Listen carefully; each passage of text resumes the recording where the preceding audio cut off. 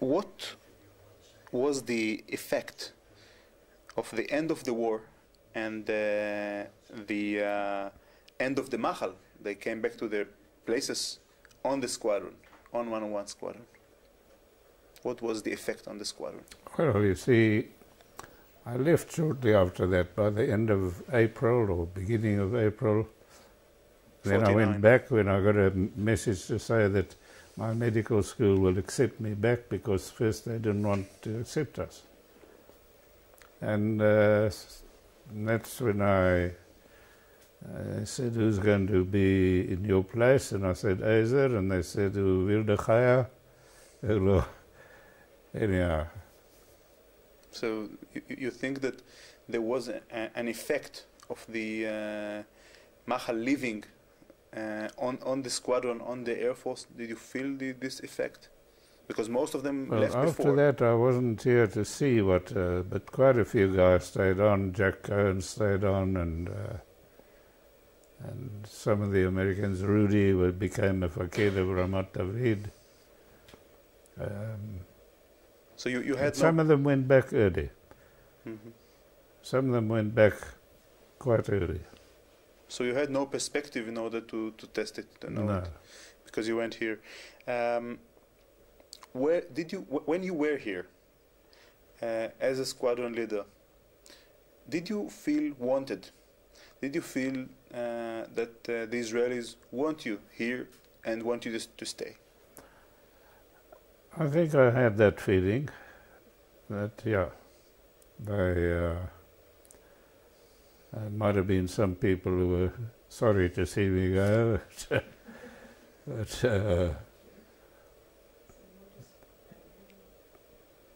it was all right.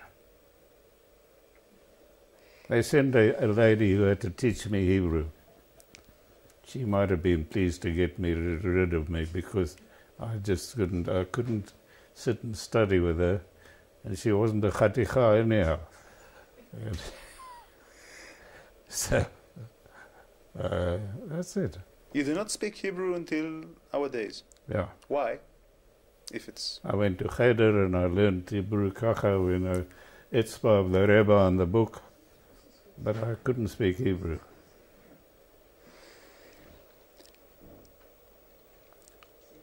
Did you fly in your civilian life in South Africa after getting back there? No. Never? No. Didn't miss it? I did miss it.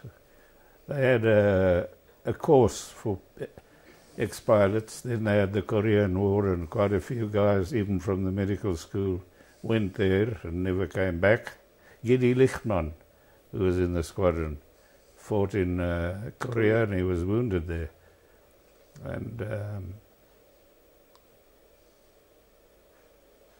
I didn't fly again. I flew a stethoscope and a little black bag. You had a new career. Yeah. I want to ask you a little philosophical question. You were a fighter pilot, creating, destroying and killing, and then became a doctor, saving lives. Is there a connection between the two phases? No, I don't think so. No, I'll tell you, at the end of the war, when they sent a whole kanaf to Japan, we were on that boat for nearly 2 months, and I used to read books by A.J. Cronin and a few other guys who used to be doctors in the coal mines in Wales, and I enjoyed reading about them, but I never ever thought I'd be a doctor. Till I came back and I met my friend who was a prisoner of war. He was captured at Tobruk, and he started engineering, and he says the mathematics is driving him crazy. What are you going to do? I said, I'm going to study medicine. So I'll join you. So but the first 2 years of medicine was very boring, anatomy and botany, and until the third year when you get to see patients in the ward and so forth. And one good thing that happened in the third year, on a Friday night we used to go to a cheder miyun or the Beit Cholim Akushim to learn to stitch before, because they used to chop each other with knives and axes, so you always had something to stitch. So I went in my first Friday night, and there was a lady doctor in charge. I said, look, I'd like to learn to stitch. So she said, she called a black chovesh, and they knew how to stitch too. That's all they did. And she said, teach a student to. And I said, no, you take the needle and you go into his head, and there was a big cut in his head. And I must have hurt this guy, got in the needle, and then all of a sudden the guy gets up and he says, I'm not a bloody monkey, you're not going to learn on me, and he walks out of the cheder. So I had to go to the lady doctor in charge. I said, I'm sorry, my patient's gone away and he's still got a needle. He said, don't worry, he'll be back. I want to remind you a specific patient that you had during the War of Attrition. Yeah. During the War of Attrition, near the Suez Canal, a young Israeli pilot went on a mine. His name was Gadi Aviram. Gadi Aviram. He became a pilot in El Al eventually, I think. What happened to him, and what treatment did you give him? I don't Do you know. remember this I don't event? remember taking him. Well, the worst case I ever had was a young soldier who must have got Helen Krav or whatever, and he shot himself in the head. And he was on the floor of the helicopter, and he was performing, and I wanted to get a tube in to make it so that he could breathe. And it was on the floor, and he was fighting me. That was a very sad case, but there were a lot of other sad cases. Was it in attrition or Yom Kippur? The event was Yom that. Kippur. And the attrition. They sent me down to Birgafkafa to relieve the doctor who was doing it, and because he couldn't take it anymore. And I was there for quite a long time. And the Gadi Aviram, to remind, the one that lost his hand. I was in the. We went from the doctors from Niarpa decided to do a trip. A trip to Sinai. To the Sinai, and I went along, and Benny Kalnar was the mefaked, and it was a tender, and Benny was driving, and Gadi Aviram was sitting next to him, and Kalnar brought his kids along, and Gadi Aviram's girlfriend was in the back, and we went through a wadi, and we came out, and as we came out, boom, we hit a mine. And Gadi must have been sitting like this, and when we got over the shock, I saw him running down into the wadi, and I ran after him, and his arm was hanging by a little bit of skin. And the kids, I worried about Kalnar's kids, but they were all okay. It was just a terrible, the hedef, what do you call it? From the Hedef, yeah. yes. Then when we jumped off, I saw skeletons, bones, heads of somebody who must have gone through that same place long before and also hit there were a lot of mines, some of them sticking out of the ground. And we hit one. Then when Gadi, eventually they took him back to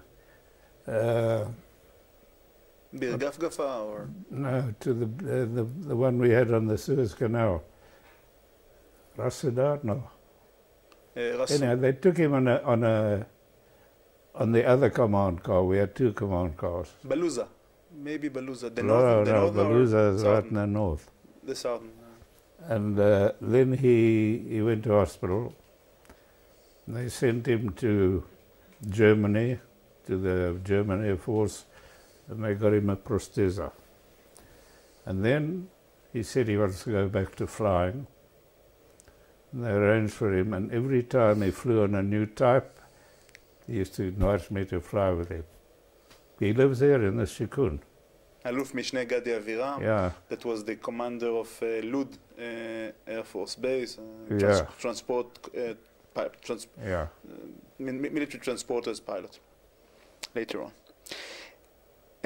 As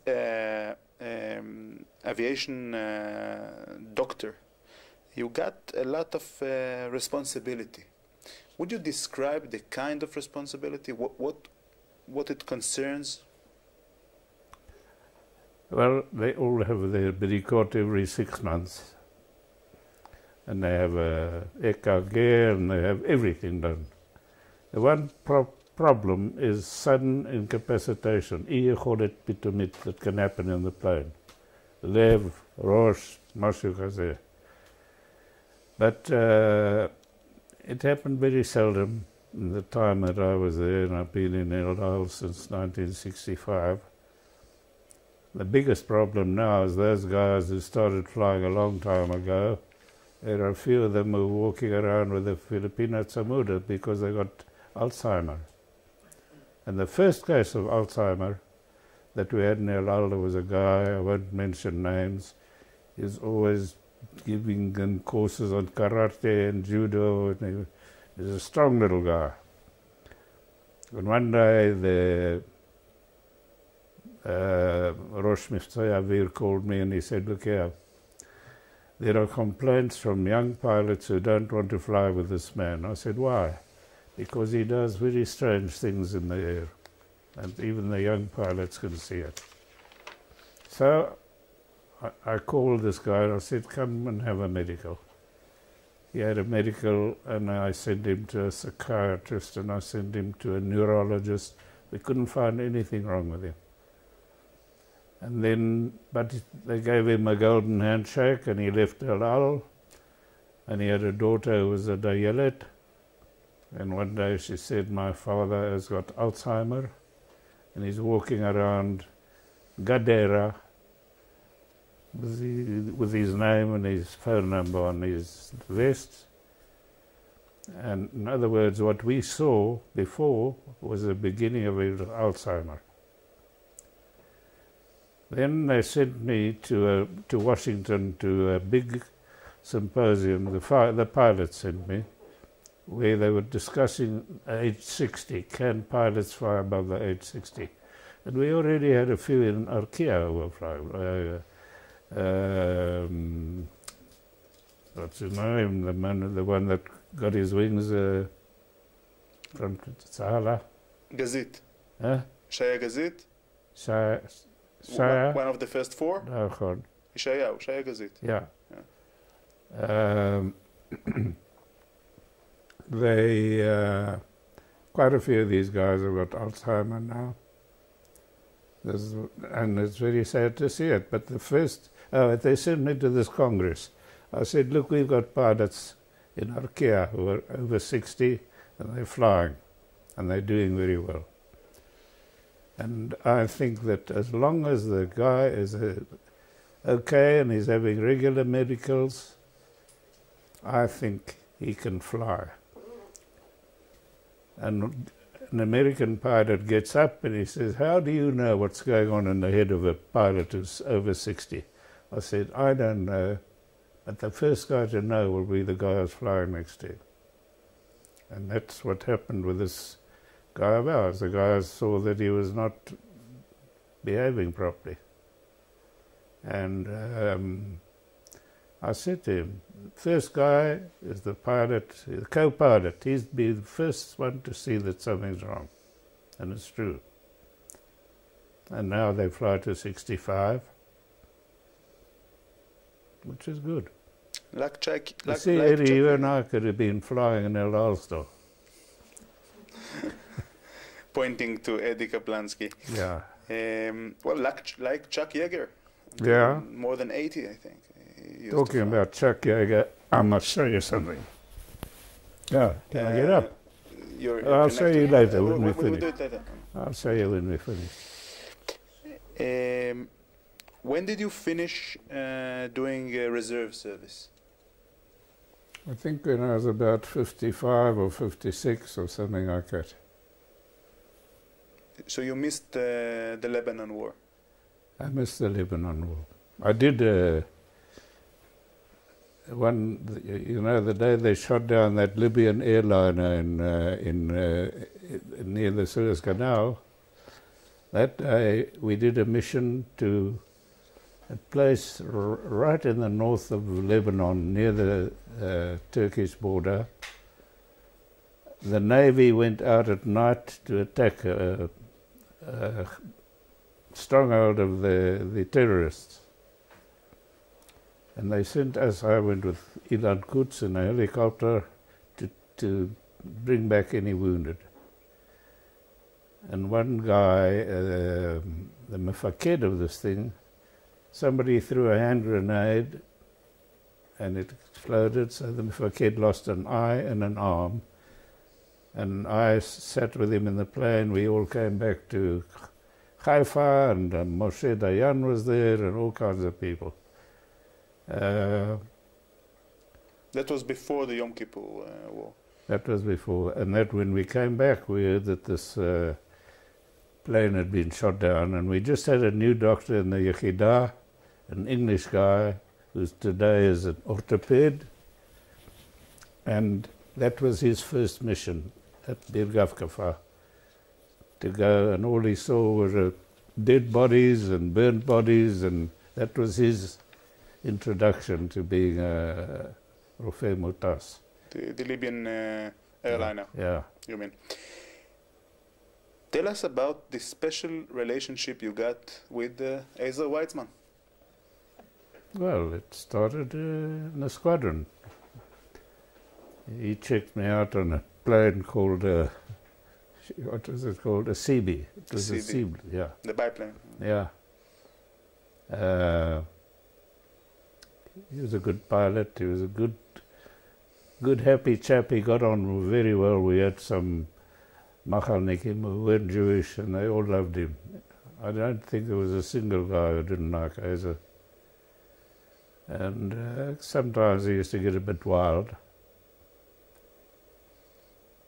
I forgot about it, but one night I think Aaron Remez came with a lot of sinot, and we had a party in the club there, and Ezer started behaving a little bit badly. But I didn't remember it, but when I came back many years later, he says, "You remember what you did to me?" Apparently I got him like this, with his head here, and I said, "If you don't behave, this is what you'll get." A fist. A fake. Were you also his personal doctor for several years? When I came back here, not his personal doctor. If there were emergencies, I used to go there. I also did a few flights with Golda Meir. Not because I was a doctor, because I was the El Al doctor and they wanted a doctor on the flight. And I did a few flights with Begin as well. And, no. Do you still drive your old Saab? No. The Saab is dead. Now I've got I had a Subaru, but it died in a little accident, because I was trying to speak to my wife on the cell phone, and I didn't see a guy in front of me. And how many years did you drive that Saab that I recall? Long time. I don't remember. When did the Saab die? We got it when we came here. We got a Saab. Wow! Because in 1965. 65, and it's the same Saab? No, we had a station wagon first, and then we got this the small Saab. In 1989, when I first met both of you at the museum, you were coming with the sub. This is why I remember it. It could be. For sure. Did you visit 101 Squadron of our days, the F-16D Squadron? Yeah. How did you feel? When we came in 1963, I think the Mefaked was Joe Alon, no? Joe Alon, yes. Yeah. Yes, And for sure. Moshe-Peled, I think, was the Mefaked of the Basis. You're right. And it was a great thrill because they did a fly past for us and they met all the pilots, and it was really very thrilling. And then after that, whenever they had a nice party, they used to invite me. And so, Did you visit the squadron at our period, the F-16D? Yeah. It operates the F-16D, the Barak. one of the guys who's now a captain in El Al, Erez Al-Livni, whose father died of Paramashugat about a year ago. Son of Amnon. Yeah. Yes. And he was flying as a miluvnik in 101. This was about, 3 months ago? And he was going to do his last flight as a miluvnik, and he invited me to be there, which was very nice. The biggest thrill I got was that a beautiful girl in a sarbal with a 101 badge and an Israeli lady pilot. Lieutenant Ronnie Zuckerman. Huh? Lieutenant Ronnie Zuckerman. Yeah? The daughter of the grandson of Antak Zuckerman and Tzivia Lubatkin, the leaders of the Warsaw ghetto rebellion. Yes. I think at that kibbutz. Lochamei HaGhettot. Yeah. She's the granddaughter. His granddaughter. Yes. Beautiful girl, and it was very thrilling to see this lovely girl standing there with all the pilots, and then Erez and his a few buzzers, and it was very nice. Last question. Yeah. Two last questions. Did any of your children served in the Israeli Air Force? Yeah, 2 of them. One was in Modi'in, the eldest one, Leora, and the second one, the youngest one, Janet, was in the radar, right in the Bakara. yeah, in the Sinai Desert. Mm-hmm. And the third one was at Kibbutz Ein Gedi before the 6-Day War. Nachal. Yeah. I understand that you also deal with painting and poetry. This is something you do. I haven't done it for a long time. The painting I haven't done for a long time. I got 2 over there on that wall, and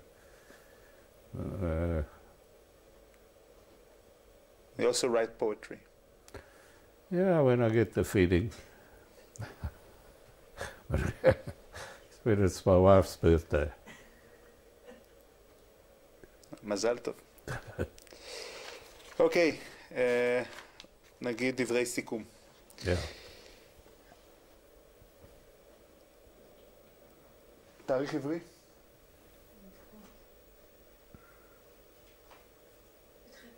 י"ח בשבט? אוקיי. יום ג' י"ח בשבט, 10 בפברואר 2004. התארחנו היום בביתם של אדלין וסיד כהן ברחוב החוכית 16 שבשכונת נווה רום ברמת השרון.